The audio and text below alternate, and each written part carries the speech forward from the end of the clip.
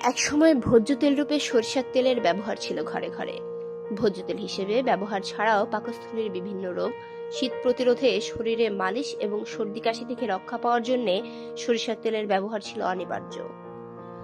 সর্ষের খৈল গবাদি পশুর প্রিয় খাদ্য এবং সার হয়।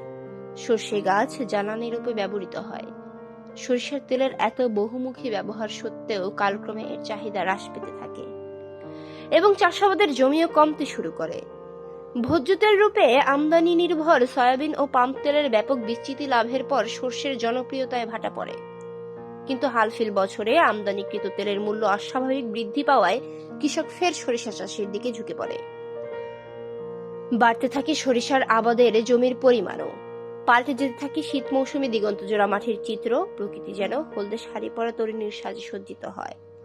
অবারিত সুবিস্তৃত মাঠ, বিভিন্ন জেলার গ্রামগঞ্জের বিস্তীর্ণ মাঠ জুড়ে এখন সর্ষে ফুলের সমারোহ। ক্ষেতের পর ক্ষেত জুড়ে সর্ষে ফুলের হলদে আভা রাঙিয়ে দিয়েছে দিগন্ত। ওপরে নীল আকাশ এবং জমিনে হরিদ্রাভ বর্ণের সর্ষে ফুলে দুয়ে মিলে প্রকৃতিকে মোহনীয় রূপে সাজিয়ে তুলেছে। ক্ষেত থেকে ভেসে আসা হলুদ বরণ সরিষা ফুলের কাঁচা মিষ্টি গন্ধে চারিদিকে এখন মাতোয়ারা। মৌমাছিরা সে ঘ্রাণে আকৃষ্ট হয়ে ঝাঁকে ঝাঁকে আসছে খেতে। গুঞ্জরণে মেতে ওঠে ফুল থেকে মধু সংগ্রহ করে ফিরে যাচ্ছে। বিচিত্র বর্ণের সব প্রজাপতির সর্ষে ফুলের উপর উড়ে বেড়ানোর দৃশ্য প্রকৃতিকে অপরূপ করে তুলেছে।